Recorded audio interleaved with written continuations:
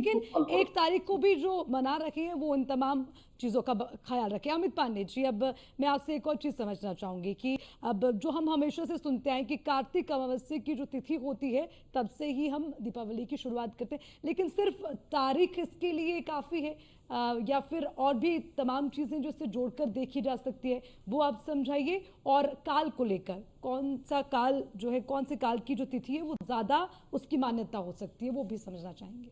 देखिए, जैसा कि जो हमारे पर्व हैं, चाहे जी। दीपावली हो चाहे दशहरा हो, ये सब जो हमारे हिंदी महीने हैं, चैत बैसाख ज्येष्ठ आषाढ़ सावन, ये जो 12 महीने हैं और इनकी जो तिथियां हैं, इन्हीं तिथियों के हिसाब से ही पर्वों को मनाना चाहिए। रही बात अंग्रेजी तिथि, चूँकि आज प्रचलन में, आज आधुनिक युग में सारी जो कार्य हो रहे हैं सरकारी या सरकारी या शैक्षणिक व्यवस्था जो भी है वह अंग्रेजी तिथियों के अनुसार हो रही है। लेकिन जो पर्व हैं, जो पर्वों की एक जो खासियत है, जो शुद्धता है, जो उनका तेज है, क्योंकि संसार में, इस सृष्टि में दो ही ऐसे चीजें हैं जो शक्ति के स्रोत हैं। एक भगवान श्री भुवन भास्कर सूर्य नारायण और दूसरे चंद्रमा। सूर्य जो है वह तेज देता है, पृथ्वी पे जितने भी लोगों को जीवन प्राप्त होता है वो सूर्य से प्राप्त होता है।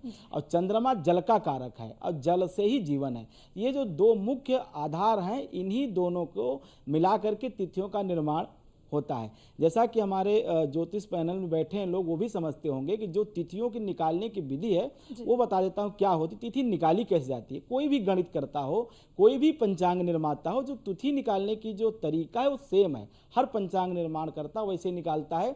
सूर्य की जो गति होती है और चंद्रमा की जो गति होती है, दोनों को गुणा करके 12 से भाग देने पे जो आता है वही तिथि होती है। ये तिथि निकालने का तरीका, सार्वभौम तरीका यही है तिथि निकालने का।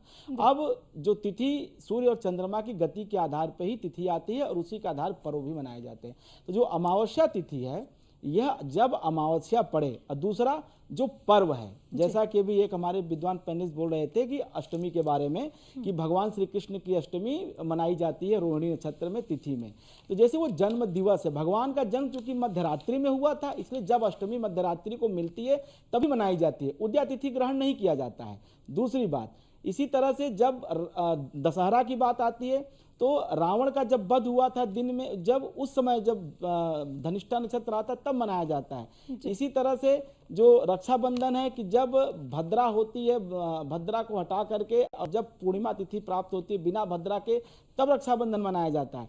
तो हर त्योहार के लिए अलग अलग जो है नियम बनाए गए हैं। उसी तरह से दीपावली का स्पष्ट नियम है कि प्रदोष काल, यह प्रदोष काल, आप एक शब्द पकड़ के चलिए, जब प्रदोष काल में अमावस्या तिथि प्राप्त हो कार्तिक कृष्ण की, वही समय दीपोत्सव होना चाहिए। और सिर्फ दीपावली के दिन नहीं, नरक चतुर्दशी के दिन चतुर्मुख दीपक प्रदोष काल के समय जलाने से नरक से मुक्ति मिलती है, यम कभी पीछे नहीं पड़ता, यमपात से मुक्ति मिलती है, ऐसा हमारे शास्त्र कहते हैं। तो चाहे धनतेरस का दीपक हो, चाहे नरक चतुर्दशी का दीपक हो, चाहे दीपावली का दीपक हो, ये 3 दिन के जो विशेष दीपदान किए जाते हैं, वैसे दीपदान पूरे कार्तिक मास किया जाता है, वह दीपदान और महालक्ष्मी का पूजन प्रदोष काल में होता है। और प्रदोष काल इस बार 31 अक्टूबर अमावस्या तिथि सायंकाल प्राप्त हो रही। सूर्यास्त के बाद अगले 48 मिनट में आप महाभगवती महालक्ष्मी और रिद्धि सिद्धि के देवता श्री गणेश का पूजन करें, उनसे अपने सुख कल्याण की प्रार्थना करें।